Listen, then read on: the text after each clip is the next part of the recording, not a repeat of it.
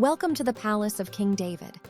Today, you're stepping back 3,000 years into the heart of ancient Jerusalem.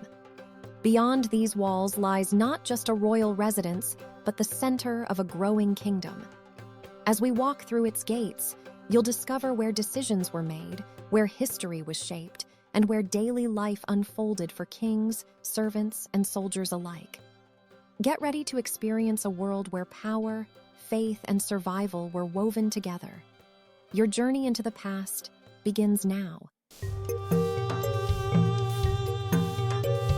First, we step through the outer gate into a central courtyard. This open space is the heart of the palace complex. Courtyards like this were essential in ancient Near Eastern architecture. They brought light, air, and movement into buildings constructed of heavy stone. From here, servants, officials, soldiers, and visitors would move through the palace daily. This is where the world of the kingdom converges. Now we enter the most important space, the audience hall or throne room. This is where King David would receive visitors, hear disputes, and make judgments. The room is large, supported by cedar beams imported from Lebanon. Its design is simple but intentionally powerful. Everything here communicates authority rather than decoration. At the far end stands the raised platform of the throne. From this position, the king would appear elevated above all who entered, reinforcing his role as both ruler and judge. Moving deeper into the palace, we reach the administrative rooms. Here, scribes and officials work continuously, recording taxes, managing supplies, and documenting royal decrees. This is the invisible engine of the kingdom. While the throne room represents authority, these rooms represent control, the organization that keeps the kingdom functioning.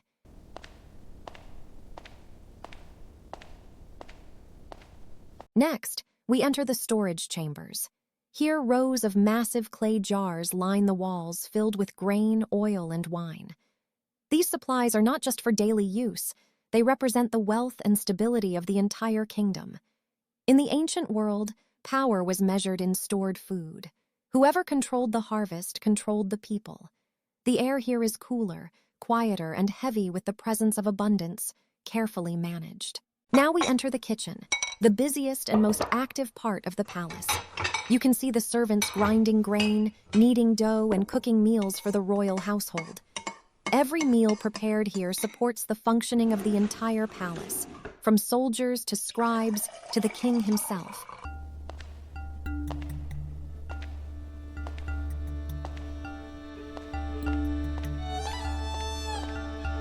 Now we move into the private quarters of the king.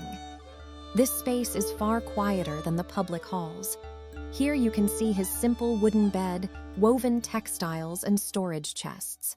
Despite David's status as king, luxury here is restrained. Comfort exists, but it is balanced with simplicity. This is a place of rest, reflection, and isolation from the demands of rule. Finally, we arrive at the sacred space within the palace complex. Before the construction of the first temple, worship and governance were closely connected. This enclosed area houses sacred objects associated with divine presence and national identity. Here you can see the Holy Ark, a small stone altar, basins for washing, and vessels for oil, all for ritual purity. The atmosphere here is different, quieter and more restrained.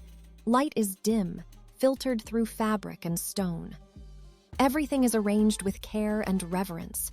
This is where the spiritual and political worlds meet. As we come to the end of our journey through the palace of King David, take a moment to imagine the lives that once filled these spaces, the voices in the courtyards, the decisions in the throne room, and the quiet moments behind these walls. This was more than a home. It was the heart of a kingdom that helped shape history. Thank you for walking through the past with me today. As you step back into the present, carry with you a glimpse of ancient Jerusalem and the legacy that still echoes from these stones.